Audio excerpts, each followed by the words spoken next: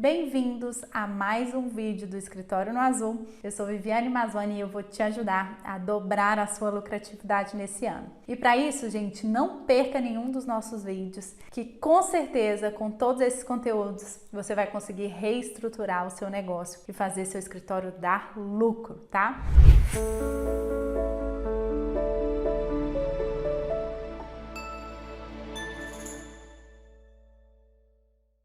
Hoje eu vou falar de um tema que é muito falado. Viviane, qual que é o cliente ideal? Como que eu defino o cliente que realmente traz lucro para o meu escritório? E hoje eu vou passar para vocês 3 visões de negócio que eu considero que são visões super estratégicas e que bem posicionadas e feitas pode fazer com que seu escritório dê muito dinheiro.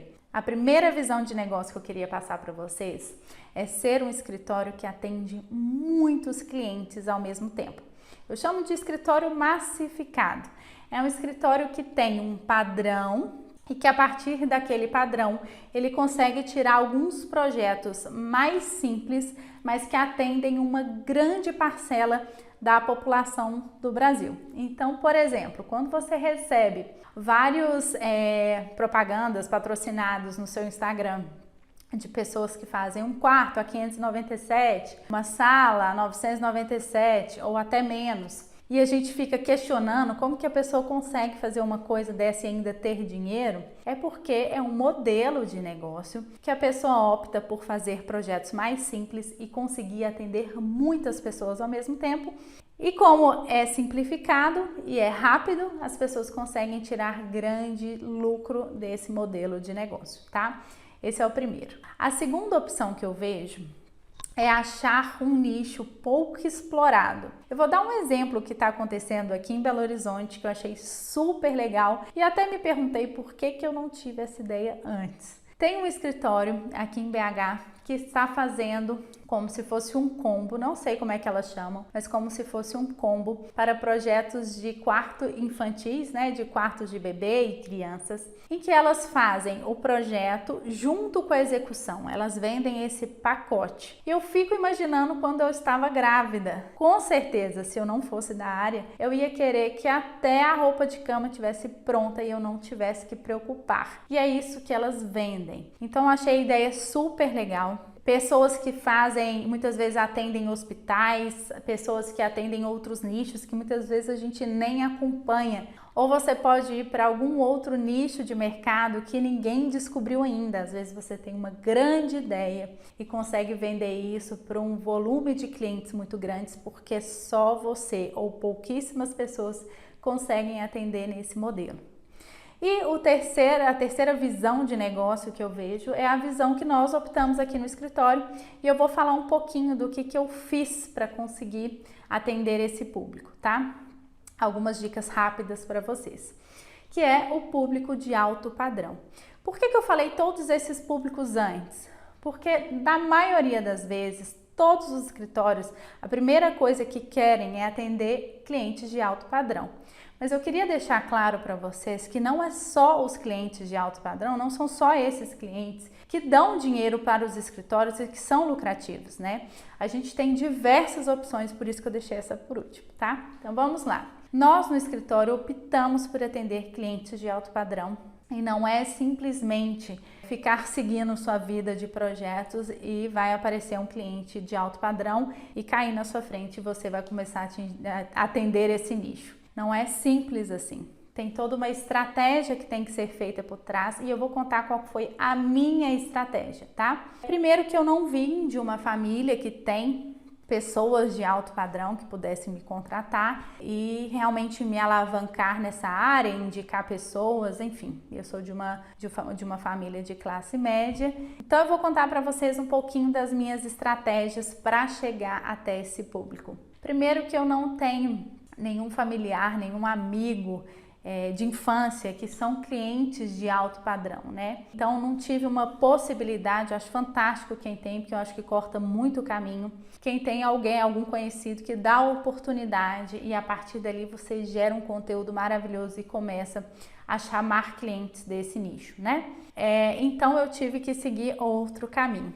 A primeira coisa que eu analisei quando eu resolvi fazer essa migração, eu falo que eu vou migrando de público aos poucos com muita estratégia. Eu comecei a pesquisar e avaliar quais eram os comportamentos desse público, né?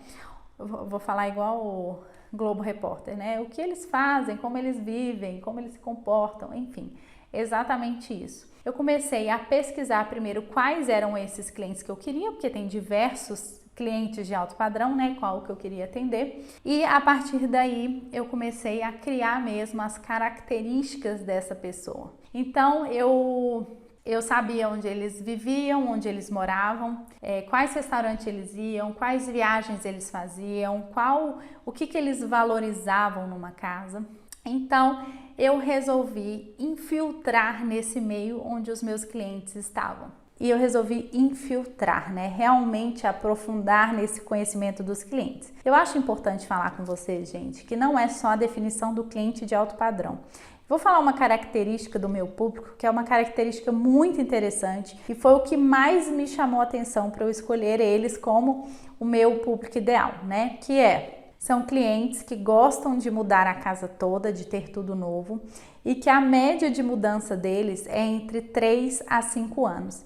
Então imagina, gente, se eu fizer um bom trabalho, a chance de eu ter esse cliente de volta no meu escritório entre 3 e 5 anos é muito grande.